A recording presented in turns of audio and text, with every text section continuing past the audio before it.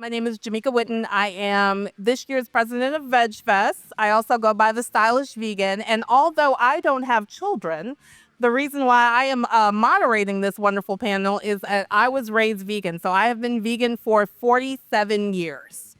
So, yeah. So my mom, even though it was an experiment, she figured it out.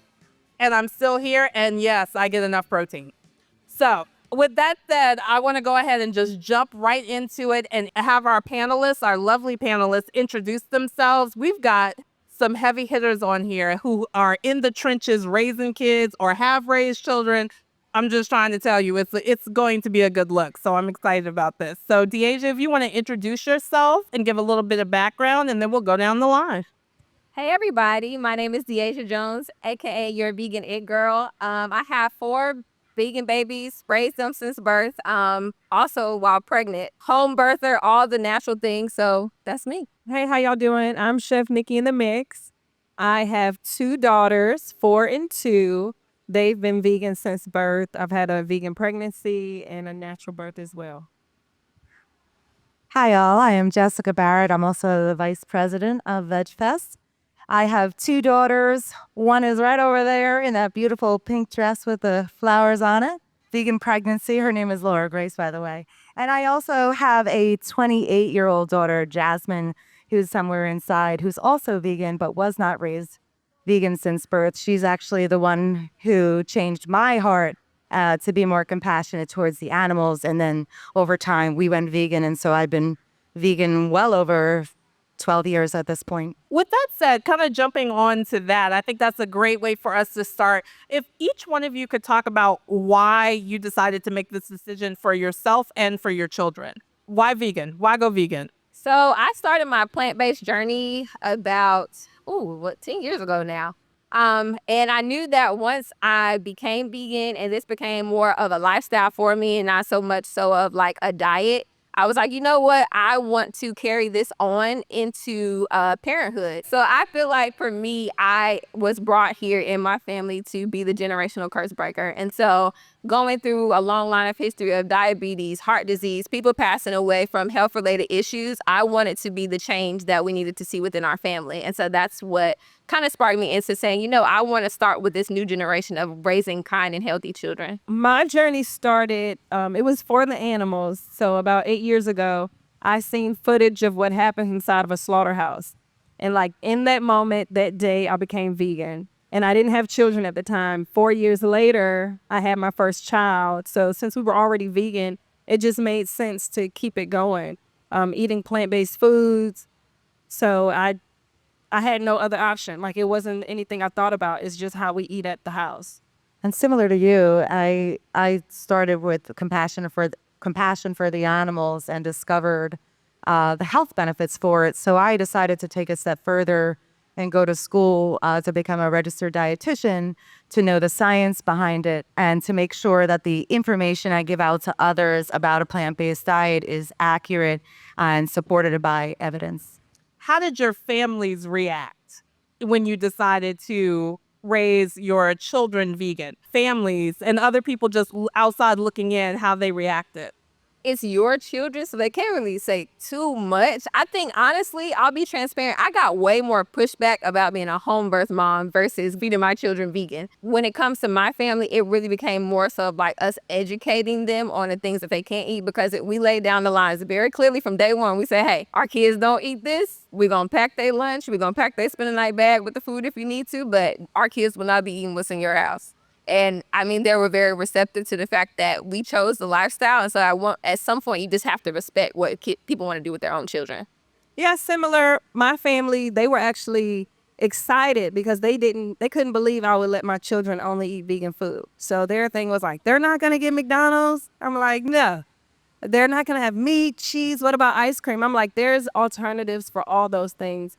I was more just wanting to give my kids real food. I didn't want my little girls having like bags of chips and cookies and processed food and dyed drinks. I just thought for her little body, if I have a soda and it makes my adult 30-something-year-old body feel crazy, what is it doing to her little body? So with that mindset, I just started to feed her things that were real, things that were natural. And my family was supportive. They thought it was really cool that my daughter likes chickpeas over chicken wings. Up in New Jersey, we call DSS DIFUS. My grandmother actually threatens to call DIFUS on me for feeding my daughter plant-based. And yes. So I got a lot of pushback from especially one side of the family. My father, well, of course, he was always just like, do you? But at the same time, he would argue a lot, tried to make statements like things that he heard, myths that he heard, putting that on us. And he wasn't so worried about me as an adult, but worried about my young child and how her body's going to respond to it. But over time, they realized, especially Sid, I didn't push anything on them. I just was doing me and protecting my daughter's body with what I'm putting into her body. They started to learn, and they learned that there's so many health benefits from this type of lifestyle. So everyone learned to adapt to it. I think one thing that I've heard that people are very nervous about when they are thinking about raising their children vegan or even plant-based is, I don't want my child missing out. So how do you address that? You know, the class party or the snacks or even spending the night at someone's houses. You know, how do you deal with the logistics of parenthood and making sure your kids are not getting the stuff that you don't want them to have?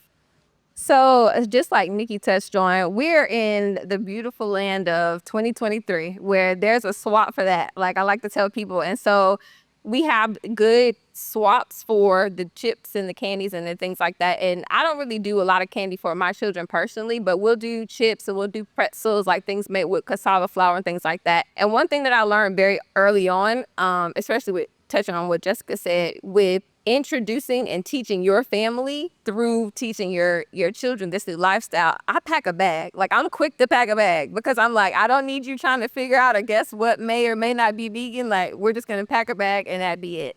When it comes to like parties and things like that, like we'll do a vegan pizza or vegan ice cream. Like I said, there's swaps, so that's kind of like the safety zone, but we don't do a bunch of that like on the regular. So for me, I'm a packer. I pack snacks everywhere. Even coming to the vegan festival, I pack snacks because I don't know what snacks they got, but that's just me as a mom. I bring my girls food because I know what they want to eat. And they may be picky and just eat certain things. And I never want to be caught out anywhere without having food for kids. And another thing is like, we don't do candy either because my kids are 4 and 2. And it's really a mindset shift when you think about what are you trying to feed a little kid. Little kids don't need packaged food all day long. Like the food I have today, we have grapes, strawberry, pineapple, honeydew melon, and we made popcorn at home. That's like a great snack. You know what I mean? Like you just start thinking like, what is going to fuel the kid's body that's going to be nutritious for them, that's not going to have them jumping off the walls, and it'll keep them full and satisfied. So I would just say a mind shift change will help you along your vegan journey when it comes to like what you want to pack for your kids and what's real food versus not food. If your kids' snacks come up missing, I didn't do it because I really need some pineapples. But continue. So I also do a lot of packing, but it's one of those things that even if you're not a cook, don't like to be in the kitchen cooking, there's one of y'all said, I think it was you, had said there's so many alternatives now that you can even find some healthy food. You'll find healthy foods in even your grocery store. Even Food Lion has some healthy things. But yes, I'm a packer, and I also do something extra is I also love to bake. And so I'll bake some cupcakes sometimes and put them in the freezer. And my husband gets a little sick of how much buttercream I have in the refrigerator, even though we don't use it a lot. But every time there's like a school party, someone's birthday, I can just pipe up a cupcake or have something ready. And if I don't have it ready, I'll whip it up because I just love to bake. I love that. Conversely, when I was growing up, my mother made sure that she was the house that everybody came to. So instead of, spending the night other places, she would always invite all the kids there. So that's a little trick that you can use as well.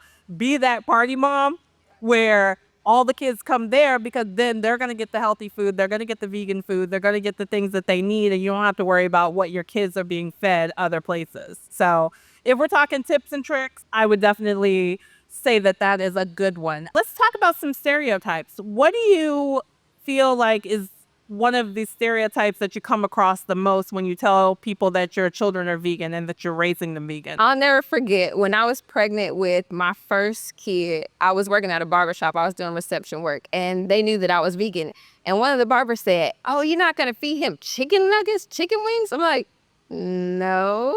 Like, why is that a prerequisite for a kid to eat, chicken nuggets and chicken wings? I don't think they really analyze what children need. Like what Nikki said, like, they don't need the junk. They don't need all these, super processed foods. Like they need nutritious things. So I think that's one misconception, that they need the junk. They need chicken wings. And I think candy is a big one. Like when people see kids, they just automatically want to give them candy. And I'm like, why do y'all do that? And protein.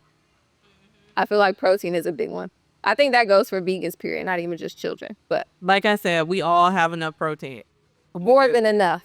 I think people believe kids are gonna miss out. It's like childhood, and to deprive a kid of candy and fast food, Happy Meals, and hot Cheetos and colorful sodas, it's just a whole bunch of crap that children they don't need. If you feed a child real food, they will eat it. Don't underestimate the power of fruit.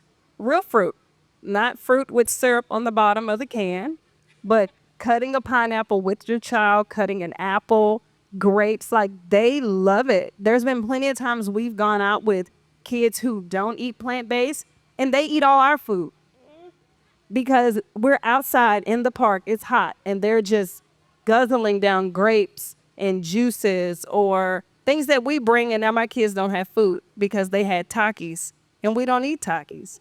You know what I mean? So I'm just telling you, always go back to look at your child and say, you are a young child. What does your body need? And when you go to open certain bags or fast food, deep fried food, and you know how it makes you feel, just think like, my kid does not need this. Sorry, guys. Went on a tangent. My little one eats lentil soup in the morning because that's what her body wants in the morning. I feel a little left out, even though I've been vegan as long as I have. I have never been asked the protein question. I feel like perhaps I give off the vibe of like, she's going to give me an answer that I'm not going to want to hear. But I don't know. I got left out of that. Don't get that question. But what I do get, the question I get about my daughter is, are you going to make her be vegan when she's a teenager? And I'm like, this is not a make. This is a way of life. Just like everybody raises their children a certain way, and hopefully you're raising them to be kind to others. And so if she decides when she's older that she doesn't like the way of life that she was raised with, then that's something for her. I'm not going to push anything. I'm not a pusher on those things. I'm just teaching her a lifestyle that is healthy for her, that it's kind to her body, herself, and others. And I think that's what's really important. It's just like a lot of things that we teach our children. It is about that kindness. And we all run the risk of them not following what we have taught them. So this is the same kind of thing. Are there any parenting tips that you all have that you've kind of gathered along the way? Something that you wish someone had told you before you started your journey with raising vegan kids? No matter what, they're going to ask for a snack. Right, have snacks. So back extra snacks. Always have snacks. Exactly. But I think it's a mindset shift, like, period. Like Nikki said, it's really about creating a whole new way of life.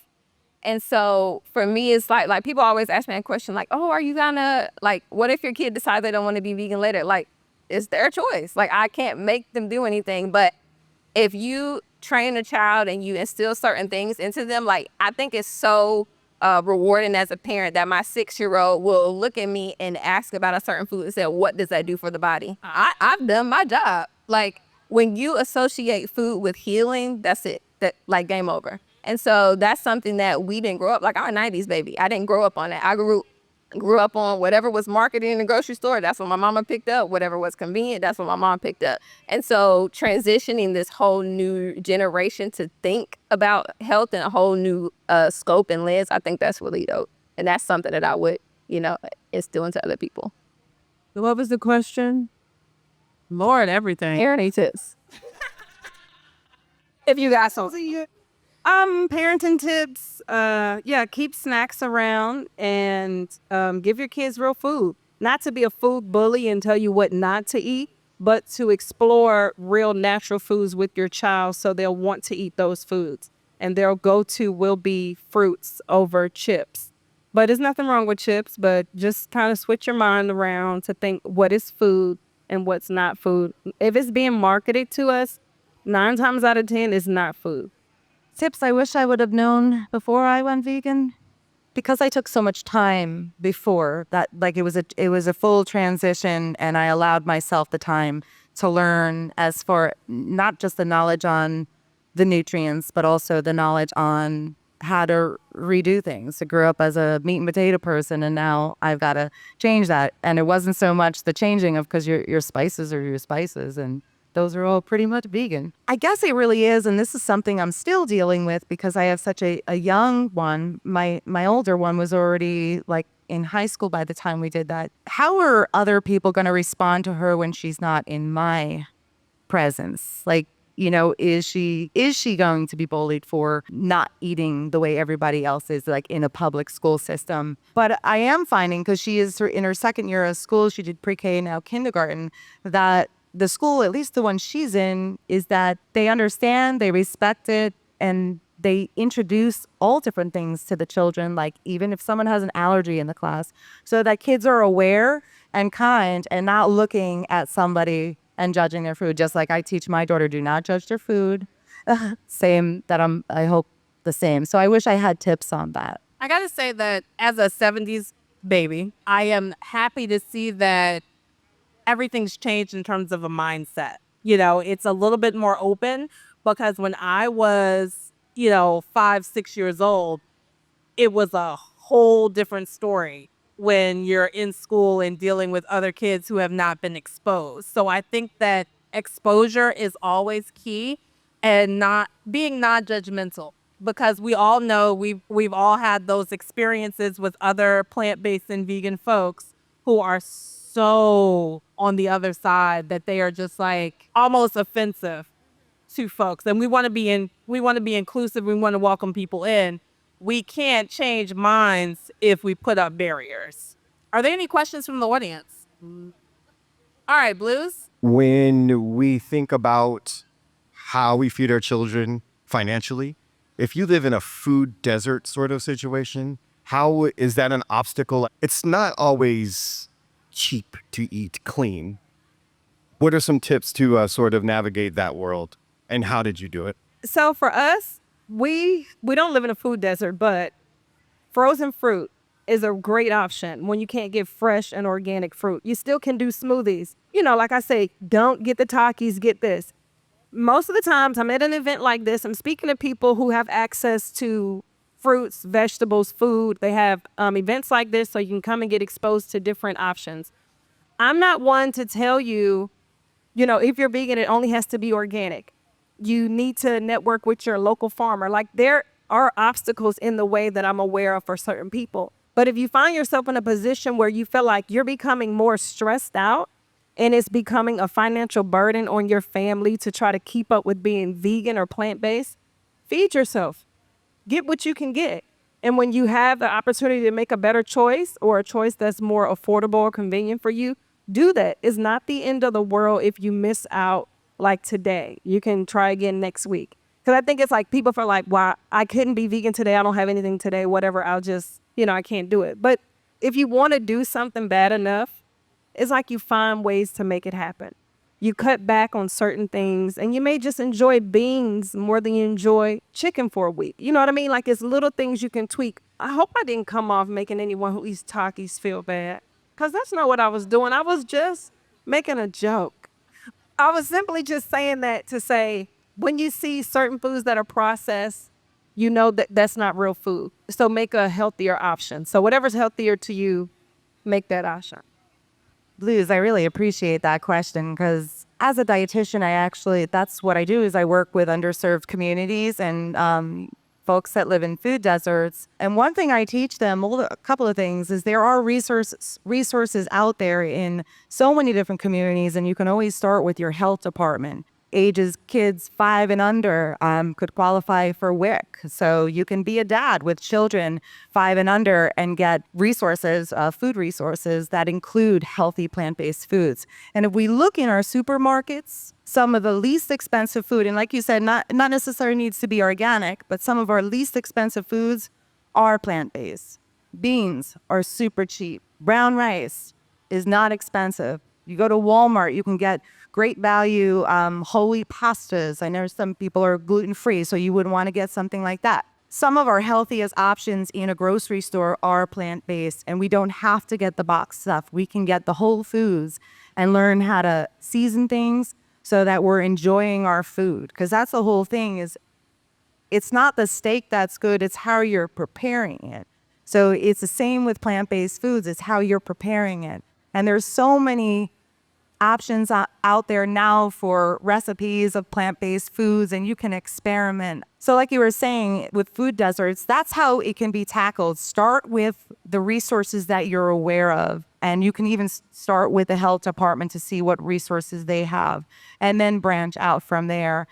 Even SNAP benefits, they're starting to allow Instacart, so it can be delivered to your house. So if you live in a food desert, you still can now have access to those foods too. I'm a proud saver, so I'm gonna shop on a budget no matter what. No matter we have a good month or bad month, I'm shopping on a budget. There's a misconception that to eat healthy, you have to eat at Whole Foods, Whole Paycheck, or Publix, and so Paycheck. yeah, three and a half paychecks. But I think when people think about veganism or they think about eating healthy, they think they have to go to those places because they become the poster child for healthy eating. Aldi is a great option, and you're typically going to find those in a lot of food deserts. And even Food Lines are now starting to offer even gluten-free options for somebody like myself. Just like she said, your lentils, your nuts, your fruits, your vegetables, all of those things are going to be priced very low. If you're on a budget, try to do like one pot meals or crock pot dinners like all this week. And I'm doing a series on my Instagram too. Cheap